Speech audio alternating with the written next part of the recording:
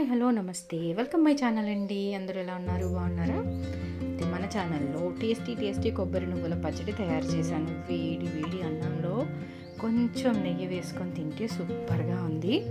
అది ఎలా తయారు చేసుకోవాలి, ఏం ఇంగ్రీడియంట్స్ కావాలి అన్నది కూడా మీకు ఈ వీడియోలో నేను చెప్తాను. అయితే ఫస్ట్ టైం మన ఛానల్ని చూస్తున్న వాళ్ళు లైక్ చేయండి, షేర్ చేయండి, సబ్స్క్రైబ్ చేసి సపోర్ట్ చేయండి. ఫస్ట్ వీడియోలోకి వెళ్ళిపోదామా? ఓకే, కొబ్బరి నువ్వుల పచ్చడికి కావాల్సిన పదార్థాలు ఏంటన్నది చూద్దాం. ఇక్కడ ఒక ప్లేట్లో రెడీ చేసాను చూడండి. నువ్వులు ముందుగానే కొబ్బరి ముక్కలు కోసి పెట్టాను, కొబ్బరి ముక్కలు. అలాగే పచ్చడిలోకి కొంచెం పులుపు కోసం చింతపండు, ఇంకా నానబెట్టలేదు, చింతపండు నానబెట్టుకోవాలి. కొన్ని వెల్లుల్లి రబ్బలు, కొన్ని పచ్చిమిరపకాయలు, ఎండుమిరపకాయలు, కొంచెం జీలకర్ర, ధనియాలు. ఇవన్నీ ఇంగ్రీడియంట్స్ అన్నమాట.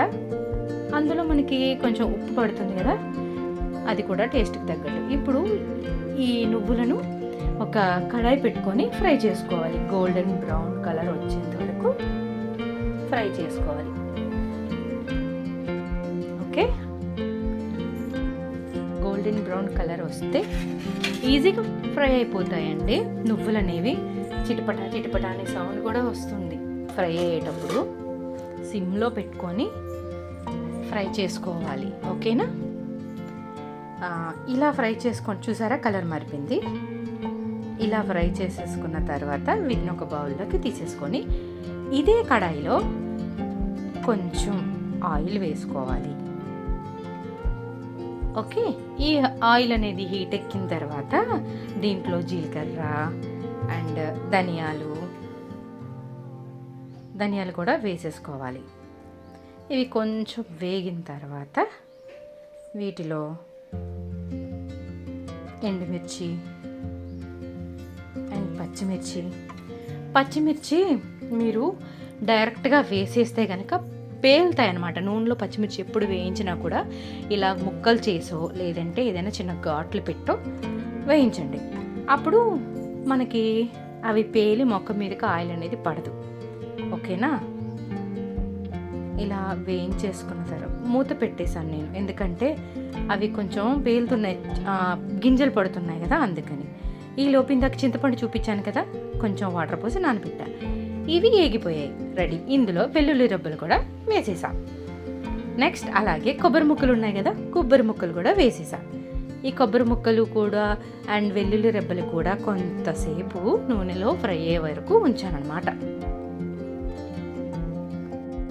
ఇవన్నీ కాసేపు వేగించే వరకు ఉంచి తర్వాత వేగిన తర్వాత గ్యాస్ అనేది ఆఫ్ చేసేసాను. ఇంకా సరిపోతాయి ఇంత మటుకు వేగితే. వీటిని చల్లారబెట్టుకోవాలి. కొంతసేపు పక్కన పెట్టేస్తే చల్లారిపోతుంది. ఈలోపు చింతపండు నానబెట్టాం కదా, అది రసం పిండేసా. అంటే మెత్తగా పిసికేసామనుకోండి, రసం వచ్చేస్తుంది. ఓకేనా? ఇవి చల్లారిపోయి ఉంటాయి. చల్లారిపోయిన ఈ మిశ్రమాన్ని ఒక మిక్సీ జార్లోకి తీసేసుకోవాలి. ఇందులో మనం ఇందాక వేపాం కదా నువ్వులు, అవి కూడా యాడ్ చేసుకొని మిక్సీ పట్టేసుకోవాలి. దీంట్లో సాల్ట్ నేను చెప్పాను కదా, టేస్ట్కి తగిన సాల్ట్. ఇది మిక్సీ పట్టుకునేటప్పుడు చింతపండు పులుపు ఉంది కదా, ఆ పులుపు అనేది వేసుకోవాలి.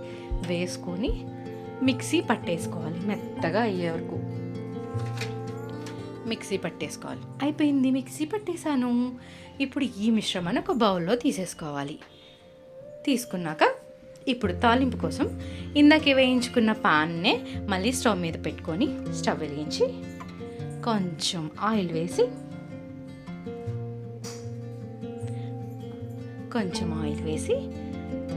ఆయిల్ హీట్ ఎక్కిన తర్వాత పోపు దినుసులు కూడా వేసుకోవాలి.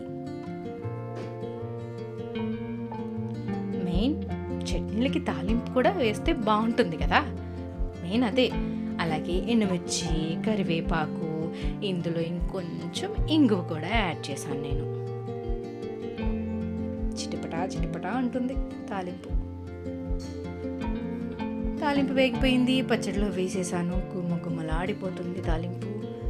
చట్నీ రెడీ, పచ్చడి రెడీ.